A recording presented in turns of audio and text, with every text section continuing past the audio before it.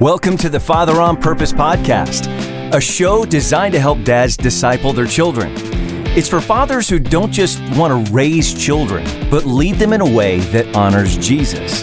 It's a place where you might discover, for the first time, that you're not a father on accident, which makes you, of course, a father on purpose. To help guide us on that journey are our hosts, Kent Evans and Lawson Brown.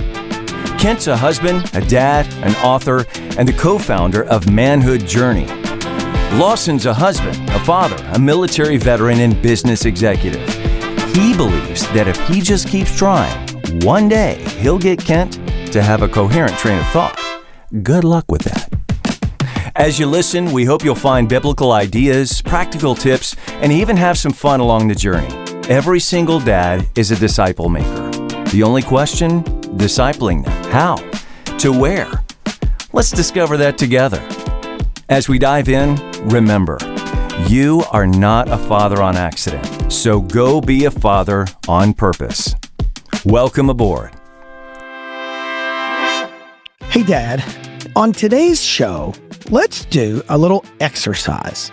I don't mean like calisthenics. Like you don't got to do like your arms in motion or go swim laps or do a tough mutter like Lawson would do. A lot of guys may be doing exercise while listening, by the way.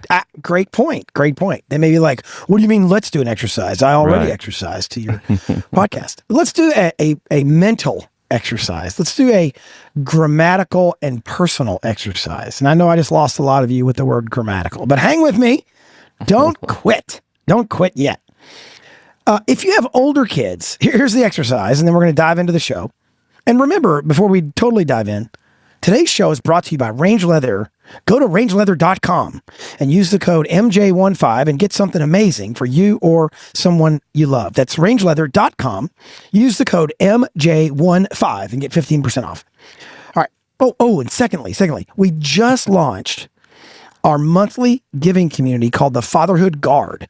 I have a snappy hat from Range Leather that has this cool Fatherhood Guard logo. Thanks, Emily. Great work on the logo. So that you can wear your Manhood Journey support with pride every month with the Fatherhood Guard hat. And by the way, they are not for sale. The only way you can get one is to become a monthly donor. And yes, you can cheat the system and give us like $4 one month and then cancel it, and we're still going to send you the hat. But seriously, man, if that's you, you have issues. You have serious issues, and a hat is not going to solve them, but whatever. Join the Fatherhood Guard today. Go to manhoodjourney.org/guard, GUARD, to learn more. All right, let's do this exercise, Lawson. And I think an easy way for a dad to think through this exercise is to picture doing it with his older kids, like teenage kids or older teen kids, maybe young adult kids, or his wife, and think about someone else being on the other end of this. And let's say that you could hand that person, your older teen kids or your young adult children or your wife, an index card. Remember what those are? They're like 3x5 index cards. You used to take notes on them in college. Organize your term paper, with all the ideas. Take that card and you're going to hand it. This is a metaphor. Feel free to do this actually, but this is like a thought exercise. Hand your kid the card and a Sharpie. And they get to write down only one descriptive adjective that describes you as a father. So if you got 4 kids, you're sitting at dinner one night and you pass around the index cards and you say, hey, everybody, you get to write down one word. Don't cheat off your neighbor. You get to write down one word. That's an adjective that describes me as a father. What would you want them to write down? And notice the nature of the question I just asked. Not necessarily. What would they write down? We're going to get to that at some point in today's show. Not what would they write down. What would you want them to write down? Maybe it's your wife. And you say, describe me in one word as a father. What would you want them to write down? That's what we're going to talk about on today's episode of the Father on Purpose podcast.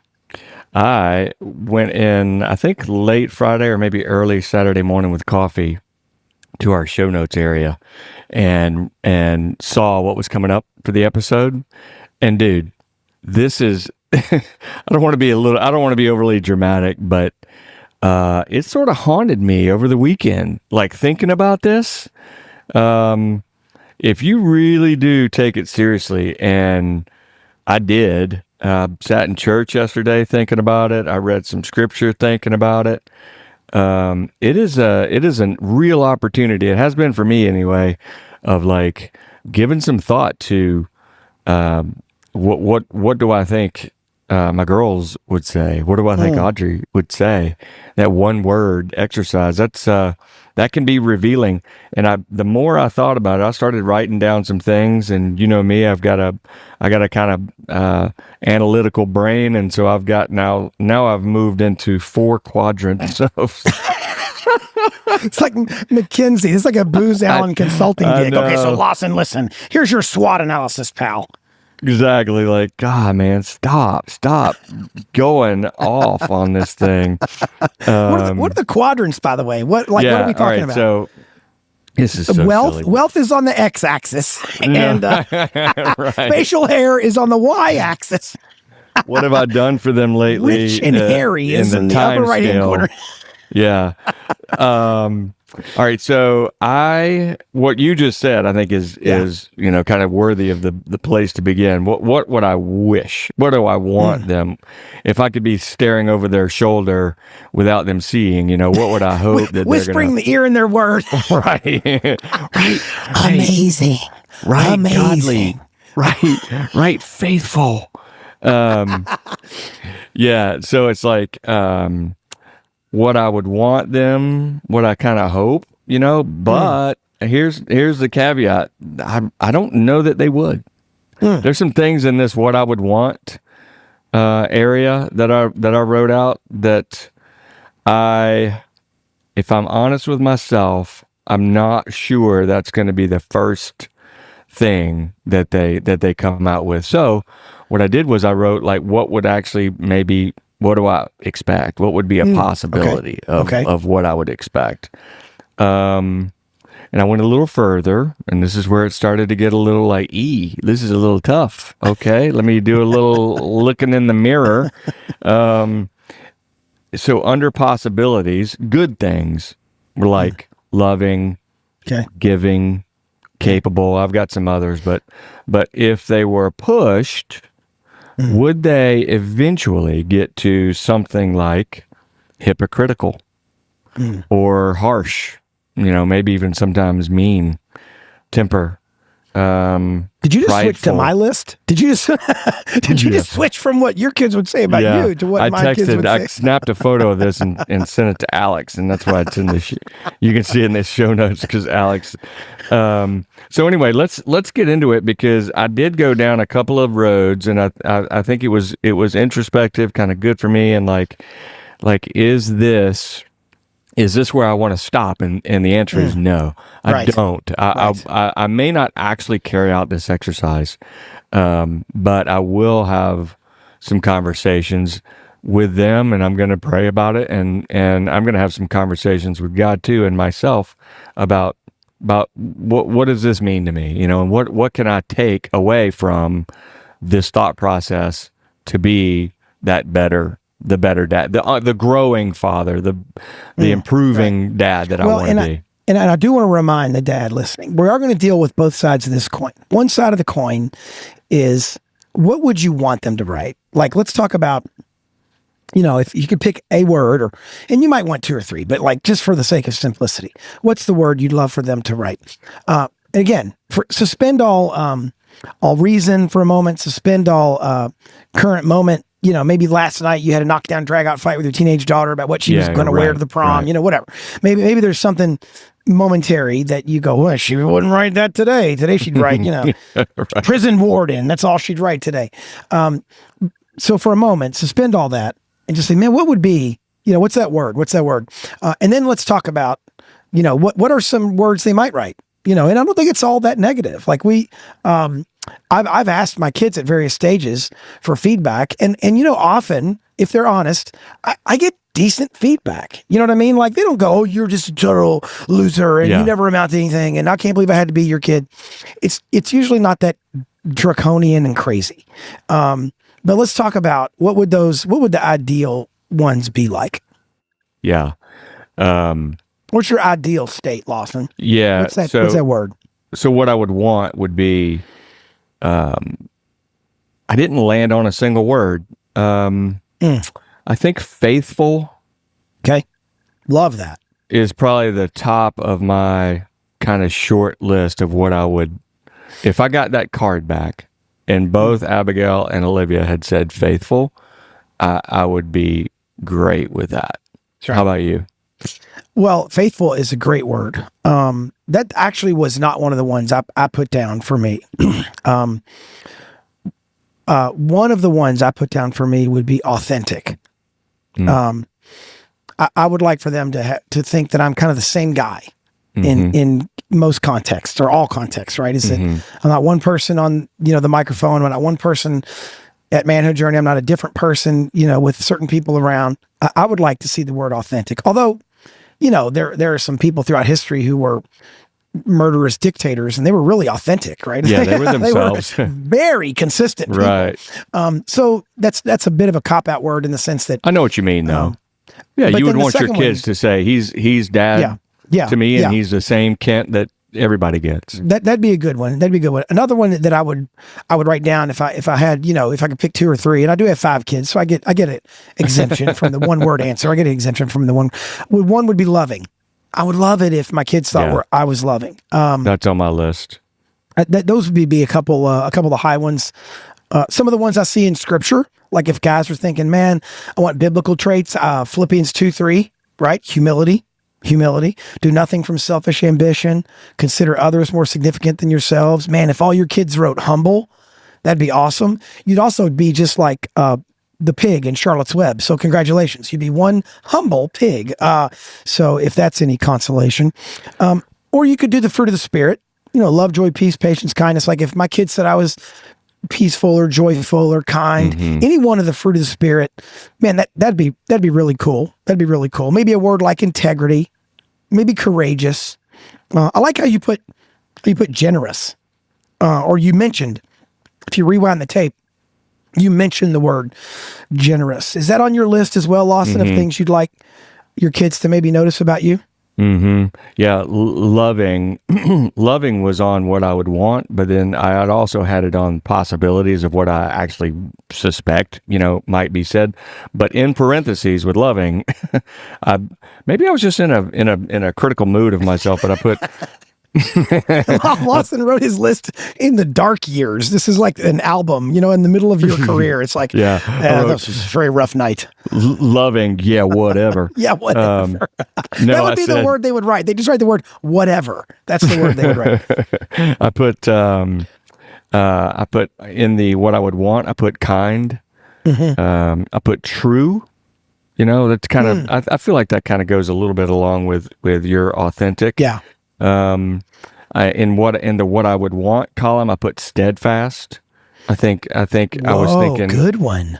Like as the Father is, he's just dependable. He is steadfast. He never wavers in our lives. And so, and those are great. I mean, I got a 5 out of 10 chance of getting one of those great ones that I would really want. Why didn't you say you got a 1 out of 2 chance? I don't understand. Yeah, right. How the math is working. All right. By the way, this is episode number 208. And since we're talking about math, as Alex pointed out before we started recording, this ends the 4th year of Father on Purpose episodes, 52 per year. I couldn't figure out what it was 52 per year times 4 years. Alex did that math before we started, and I thought, I am so glad that he was quasi homeschool educated. That's fantastic. Doesn't feel like it at all. Whatever. Yep. Sort of does. Sort of does. Hey, so check this out though. Did you think about what you probably would not hear? Like you would want to, but you wouldn't? You don't think You would like you would be maybe pleasantly surprised. Oh, like as I go down the fruit of the Spirit, I'll look at something like gentleness. It's of course right. it's in the fruit of the Spirit. It's also in Titus 3:2, where it says to speak evil of no one, avoid quarreling, be gentle, show perfect courtesy toward all people. I'd be shocked if my kids wrote down the word gentle. That would be so surprising. And so I probably am not doing supremely great at exhibiting that particular fruit of the Spirit, but man, it's right there. Right in the list of the 9 fruits of the Spirit, fruit of the Spirit. So to be clear, singular, but the fruit of the Spirit, when I look at that, gentleness would be a bit surprising. Yeah. I wrote that here's a thought for you. I'll throw this back to you. I don't think that I would hear broken, meaning broken in the way of like, I understand who I am in the light of grace. Like I have to be put together by him. I am totally surrendered and broken and turning myself over because I feel like I'm probably a little too often trying to be in control, a little too much of self. And then another one was when I say broken, sort of empty, empty vessel, like fill me. More often than not, I'm thinking, I'm 80% full, but I'll take a little more. I'll get topped off, Lord. That's great. That is great. And I don't think I would hear childlike. I got that one from a sermon yesterday about being so trusting in him and following Jesus is what we had a guest pastor yesterday. He was phenomenal. And he was talking about the childlike wonder and the childlike trust. And the more I thought about it, I'd love for one of the girls to write, my dad is childlike in the way that he is completely dependent, as a child. Well, I would have a decent shot at getting childish. Does that count? I saw that little glimmer in your eye. I was like, here he goes. He's latching on to child. Well, I'm just saying, what's the difference? Actually, it's funny. I have a friend, a little bit of a tangent, but I have a friend, Dave, who used to say, one thing you got to figure out with your kids is, are they being childish or are they being foolish? Well, there's a great distinction. And he's like, childishness just needs to be coached. Like that's part of growing up. Now, foolishness, that's a different issue. So you got to sometimes decide, are my kids being childish or are they being foolish? And childish is just immaturity. You can coach that. Foolish is often rebellion. You got to work on that. But it was a little side note for those of you still with us on the show. You never know what you're going to get. I like that. It's a bonus minute. I think the other ones that last week, 2 weeks ago, we were working on something out in our yard, and our basketball goal is this tall, 8-foot tall metal pillar with a basketball goal attached to it. And it's got a cap on it, a plastic cap that keeps the rain out of the pole. And it had come loose a little bit, and my 10-year-old son decided he would help me. So he kind of shimmies up there like a monkey. He was brilliant, by the way. He got up there, and he decided to try to put the cap back on. And in the middle of him going to put it on, I saw what was happening. I was like, wait a minute. And I go, stop. And right when I yelled stop, he drops the cap down, the 8-foot, the thing. And I'm like, oh, I just saw that happening. In my mind's eye, I saw us losing this cap into the pole. And then I get all bent out of shape, right? I'm all frustrated and I'm running into the garage and getting something. We got a fishing pole. We got some fishing line, a hook, and we got it out in 3 minutes. It was literally no big deal. In fact, it created another fun project for us to go and fish the cap out of the pole. And I realized I don't often exhibit the spiritual fruit of self-control, right? It should have just been no big deal. It should have been one of those things where I go, okay, now we got a project, and just moved on and not had a big deal. But I got all bent out of shape. So I'll bet you one of the phrases that they'd have to be running out of other adjectives for my kids to write down self-controlled, you know, there'd probably be a whole bunch of adjectives.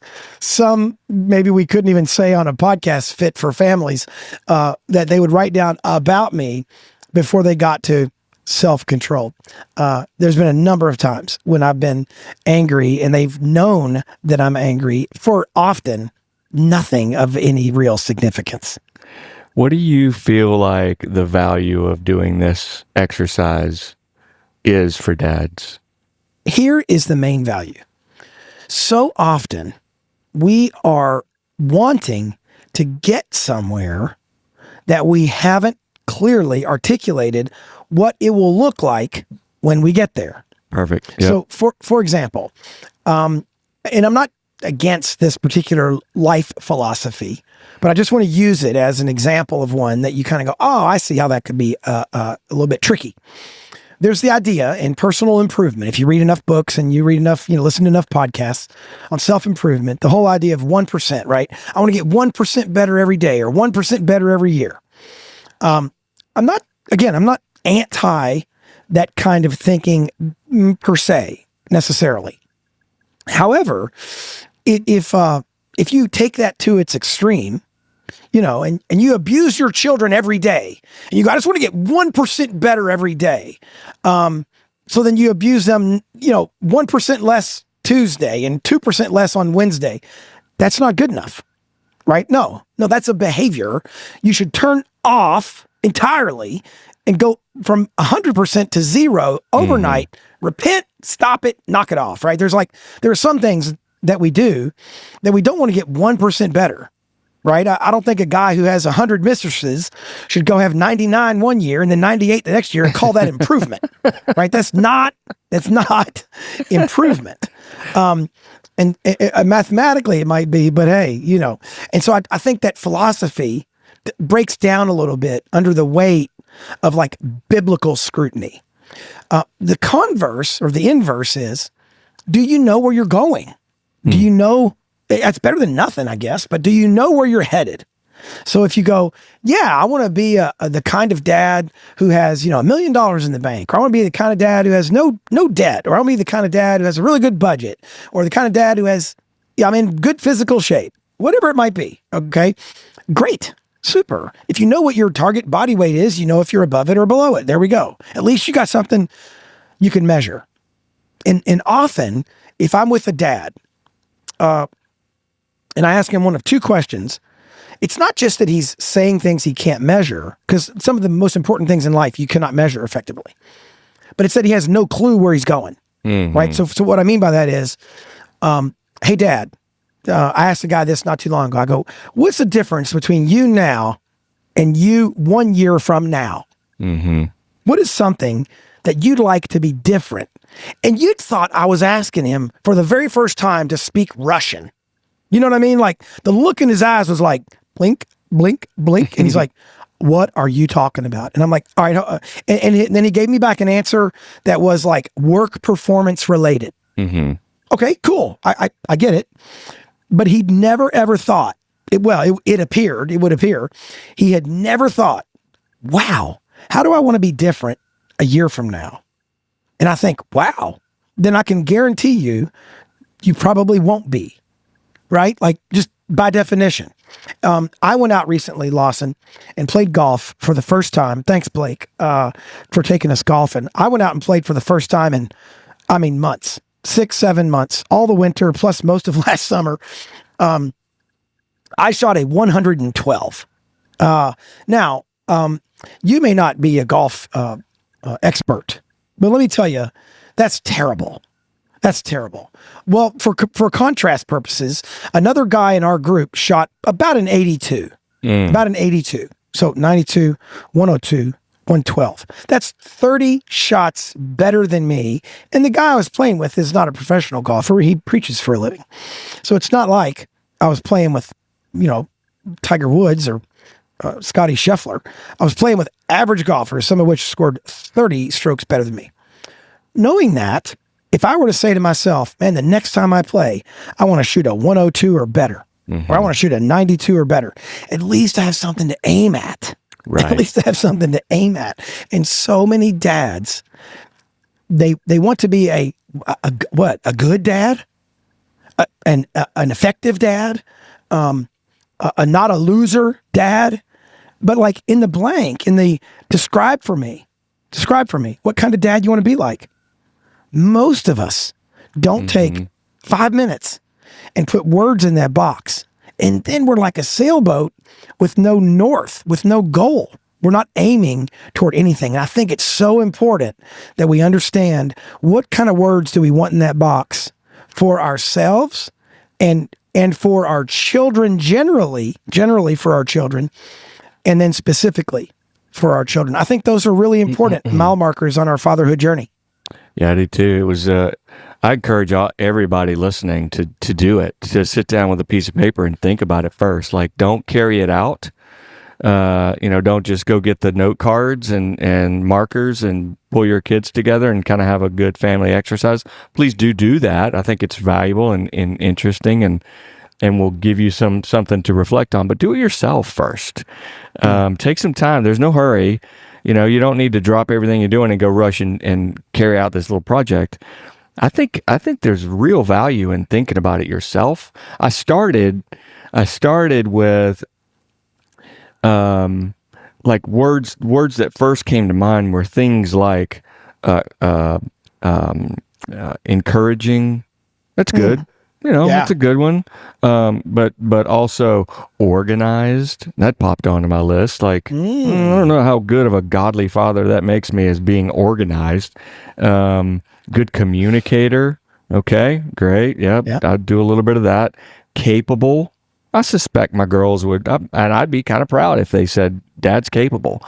What comes to mind, Lawson? Capable in what context? Give me some context for capability. Where I was coming from was like I do a number of things fairly well. I'm a pretty average dude at a number of things, and I think my girls know that if they I think they come to me for things, and I love that. I love that they think, okay, I bet Dad would know, or he would know who would know, or he would know, maybe some trial and error over time has come his way.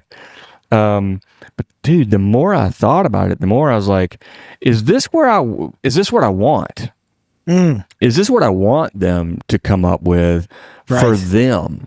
Not like as a pat on my back necessarily, but what would I want for them walking around the world to go, yeah, my dad for me is faithful. Yeah. My dad in my life, when I think about my dad, he is steadfast, honorable, true.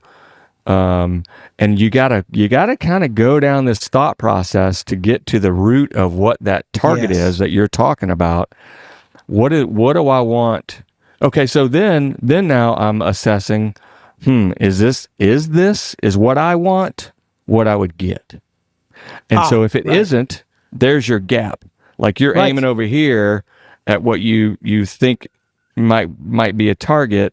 What you're actually, when you give it more thought, you hone that in, that target in, you sight it in more clearly and go, no, I was aimed 17 degrees over here to the left. I need to pull it back over here to the right, because that is for them more so what I think God is wanting out of me as a godly father, as a father on purpose. My purpose is them and serving Him in a way that honors God in their lives. And so that kind of kept going and going. And then I was sitting there during the sermon. I had my little notebook, and I finally wrote biblical. Like it took me sadly, it took me a long time to get to like would my girls go, yeah, dad is when I think of my dad, I think biblical. Well, interestingly, that was not at all one of the first 15 or 18 things that came to mind. So I need to look at that and go, what's my target? What is it that I'm trying to be in their lives? What's interesting is when you look at those other words, though, like faithful and steadfast, I would argue that those are, obviously, those are character traits of God. They are fruit of the Spirit. They are things that, like when in Hebrews, I'm studying Hebrews right now. So heads up, we'll probably do a lot of Hebrews content in the coming months because I'm in that book a lot. And in Hebrews chapter 1, it said, long ago, God spoke to us in many ways through the prophets and other things. And it says, but now he has spoken to us in his Son, Jesus Christ. And then he says in verse 3, Hebrews 1:3, the Son is the exact representation of God the Father. He's a replica, or the Greek word would be character. It's just with a K instead of a C. It's literally the word character. And it says Jesus was an exact picture of God's character. So what I would argue is, even one word we haven't said yet is the word wise. I would love it if my kids thought I was wise. Not because I want them to go to my funeral and stand there while I'm, dead in the casket and going, oh, boy, you talk about a wise guy. Like, he was so wise. He was so wise. You ever read his book, Wise Guys? He was so wise. Like that's not my objective. My objective is that if they thought I was wise, it would be because, coming back to what you just said, I was operating out of a biblical framework, or that I was aligned to God's will for my life, which is in fact really a better definition of wisdom than I've ever found is alignment. It's not just knowing stuff or even knowing how to apply it or experience. Right. It's that do I have the wisdom where I'm lined up? It's like you can't see a big difference between how I'm thinking about something and how God thinks about something. Man, whenever I'm like that, and I have those momentary eclipses where the alignment is really good, when I'm aligned, I'm wise. Man, I'd love it if my kids saw I was wise, but not because I want them to talk about how wise their dad was or is, because I want them to go, man, where did he get all that wisdom? He got it from God's word. Awesome. I remember years ago, it's been, I hesitate to guess because I'm going to get the number wrong, but several years, 6, 7, 8, 9 years ago, a friend of ours passed away. And she knew, absent a big miracle, she was going to pass away in her 40s. And it was really sad. But she's a believer, godly mom, godly wife. And her funeral was filled with worship music, was a total celebration as far as it could be. And I remember leading up to her death, she recorded several videos. And one of the videos they played, it was either at her funeral or at church around the time of her passing. And she said something like, and I'm not going to quote her, but I'm going to paraphrase her.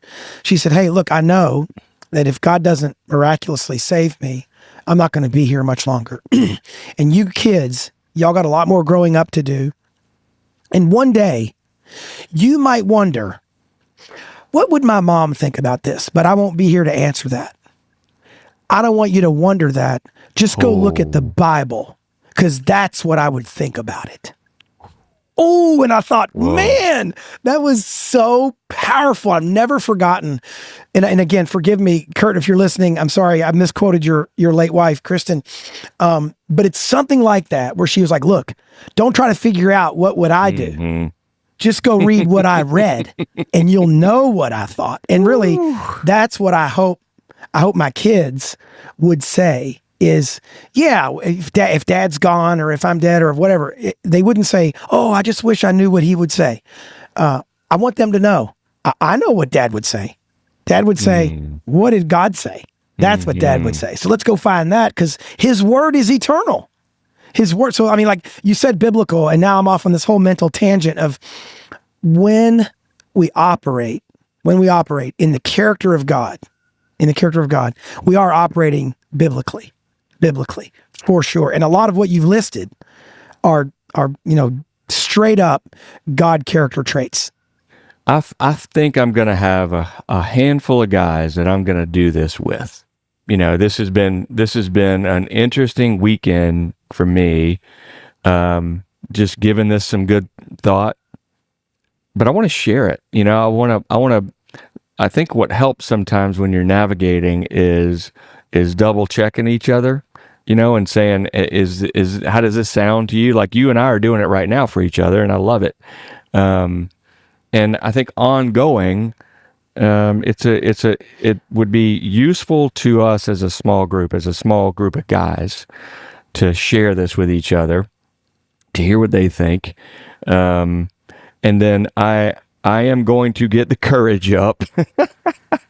I mean, wait a minute, Lawson, time out. You do know we put this podcast out on this thing called the internet, right? So like, everything you say can and will be used against you in a couple Fridays on Apple, iTunes, and Spotify. I know. That's what. It's not just you and me talking here, pal. I'm trying to be a little raw here, but I do want to hear what the girls have to say, and I'm going to do that. But it takes a little courage, man. I'm just trying to be real with this because, depending on the day, I feel like. Here's what I thought about doing it is I would want to preface it. Like I would want to tee it up really, really, you know what I mean? This is my will. Okay. This is what happens to all my money when I die. Now, how would you like your name to be in it? Okay. So we're going to do a little exercise now. Okay. With that in mind, Right. I know. And there's I really went deep on this, dude. It was like in my heart and brain. What if someone else asked them, not me handing them the card and saying, for example, hey, if it were me right now, hey, hey, Abigail, Olivia, Audrey, I have an assignment for you. Yeah, like if they didn't know that I knew it was coming, just send them to me, okay, right. And I'll filter them. Well, it's interesting, like. For sure. I know some dads who are going to be like, oh yeah, I'm willing to do this, and they don't mind, and they know they're going to get some answers they don't like, and they're not afraid of it. Some dads are deathly afraid of it. Some dads, frankly, are probably listening to this podcast, and the sad truth of the matter is they don't actually even currently have enough of a relationship with the people in their life to ask them. They're kind of, I remember I had an old friend named John who had made a ton of money. He had been very, very successful in business. And he told me one time, he goes, Kent, how I got a PhD in finance. That was the line he used. He goes, I got a PhD in finance. And I was like, and he was kind of a good old boy, like not the kind of guy you'd think who would have gone to a very long education. No offense to anyone who doesn't have their PhD, because I don't either. But he goes, I got a PhD in finance. I said, really? When did you get it? And he goes, when I was 7 figures in debt. That's when I got my PhD in finance. And so he was kind of half joking. He didn't really get a PhD. He goes, all I wanted to be was broke. My financial goal was to be broke because I was so far in debt. And then he surpassed that, made a lot of money. But he literally saw himself as underwater. And all he wanted to do was get back to where he could get his nose above the line. And I know there are a number of dads who are listening and they're like, oh, I wouldn't care what they wrote on that card if I could just have enough of a relationship with them to get the card in front of them. Like some of them that's where they are. They're not as concerned about the word on the card as, there's so much pain and damage in the relationship. So here's what I want to encourage a dad to think through. This is not to make you feel guilty or sad or what people would write on those cards or what they wouldn't write on those cards. What it's intended to make us think about is, do we have, like Covey said in 7 Habits, are we beginning with the end in mind? Are we beginning with the end in mind? Right. Are we working toward, and again, it may not be just one thing, I got it. But for example, a good one, since you brought it up, Lawson, if we want someone to write faithful. Okay, awesome. Then we can reverse engineer some of the daily habits, some of the behaviors, and frankly, some of the non-behaviors that will not get us there if we do those things. So for example, if you quit or give up or walk away, well, there you go. Faithful's off the table. Okay, so now you know. Well, one way I get people to say he was faithful is if I stick around when it's really hard. Awesome. Good to know. Then you know what your response ought to be when it's really hard. Abide, stick around, hang in there. And later, you're going to be called faithful. Right? So when you know what some of those words are going to be, it helps you reverse engineer some of your behaviors day to day, on a Monday or on a Tuesday, so that you know that. So that's the real intent of the exercise, is not that you feel shame or guilt. And then secondly, yeah, I don't want you to feel guilty. Right. And secondly, I want you to gently but kindly turn this on your older kids, right? So, for example, let's say just a moment. It's picture this. You're all sitting around the table, and you hand out the cards, and you hand out the pens, and you collect the cards. And now you know what are the words they would say about you. And then you go, okay, now we're going to switch it up a little bit. Tommy? We're going to do Tommy next.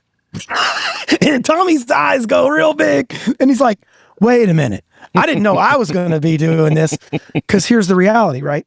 We're all going to live a life that's going to be marked by certain kinds of traits. And I'm going to go first as the dad and raise my hand and say, I'm willing to be labeled, if you will, or to have words thrown at me.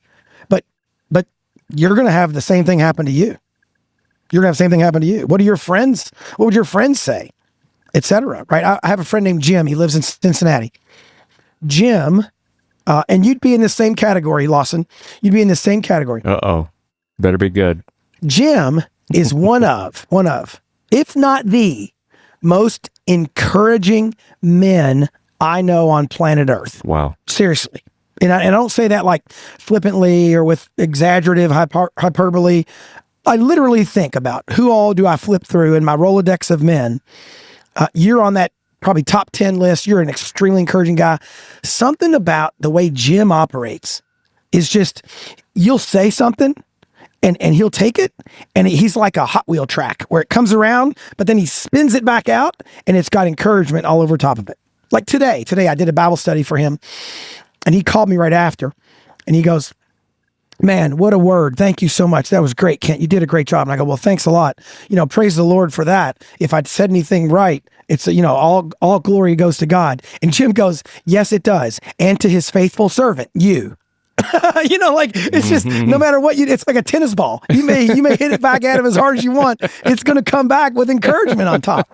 And I just love it, man. Like, I can't imagine him, if he were to pass away tomorrow, I can't imagine the word encouragement or encouraging not coming up in his eulogy. It's going to come up. And so, Dad, as Lawson and I have kicked this around, both personally, but also just for your benefit, but for ours as well.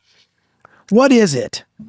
Or what are the short list of adjectives that you would love to have describe you as a dad? If you want, think, pray about them, look through scripture, find some. You could chat GPT it if you want. Or if you're feeling especially courageous and especially risky, hand them out. Talk about it with your kids at the next time you all are together, and ask them, here's a word I'd love. Or you could even say, a word I'd love is, I want Lawson's word, faithful. How close am I? Y'all tell me, how close am I? I dare you, try it. Because knowing where you're heading and knowing what you want to describe you is one way you can go be a father on purpose. So go do it, Dad, and then hang in there with us, and we'll see you next week. Hey, Dad, guess what? Today's episode does not get produced for free. We have some costs around here, and aside from our amazing sponsors, we have a group of people who help share that burden, and they're called the Fatherhood Guard. You can join the Fatherhood Guard and be a monthly supporter of our ministry and this podcast.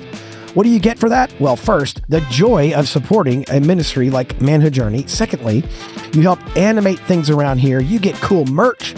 You get sneak previews. You're part of the insider club at Manhood Journey when you join the Fatherhood Guard. Would you consider doing that? Head over to manhoodjourney.org and you can join today.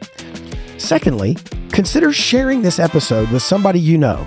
There's a pretty good chance that someone you trust shared this show with you in the past. Now, there are men around you who trust you. It might be your brother-in-law, your friend, your pastor. You know somebody who would benefit from today's episode, who's a dad that needs to be encouraged. Share this show with them today. And remember, as you go, you are not a father on accident, so go be a father on purpose.